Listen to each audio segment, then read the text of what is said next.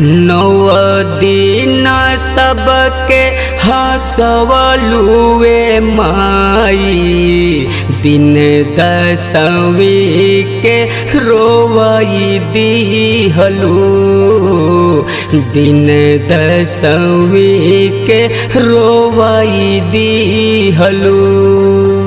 नौ दिन सबके हंसवलुए माई, दिन दसवीं के रोवई दिहलू, दिन दसवीं के रोवई दिहलू। दिन दसवीं के रोवई दिहलू। बोला बोला शेरा वाली मैया की।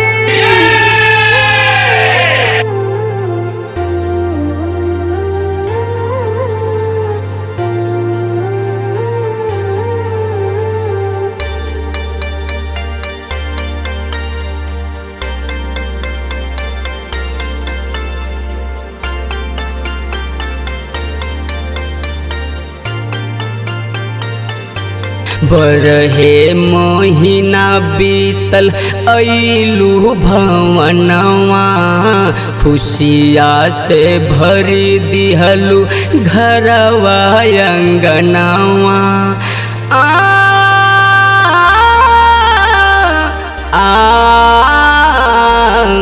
बरहे महीना बीतल अइलू भवनवा, खुशिया से भरी दिहलू घरवा अंगनवा।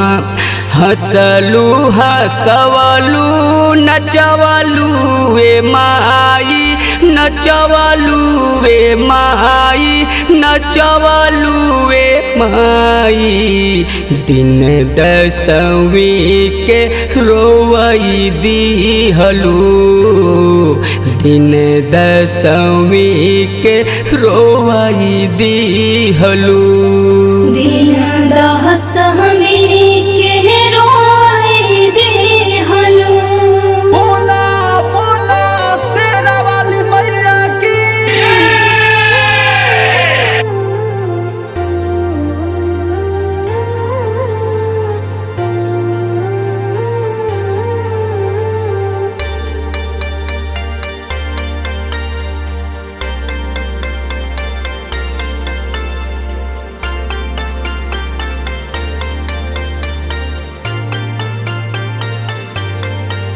जवने हाथे कैनी माई तोहर सेवकाई, कैसे के वही हाथे करी हम विदाई।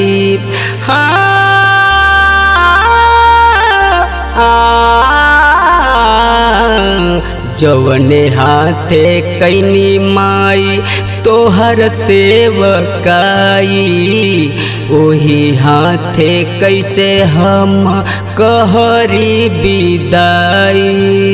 मस्कर जैसे सोच बतिया त फाटे लछतिया, त फटी जा लछतिया, त फाटे लछतिया ये माई, दिन दसवीं के रोवई दिहलू, दिन दसवीं के रोवई दिहलू। दिन दसवीं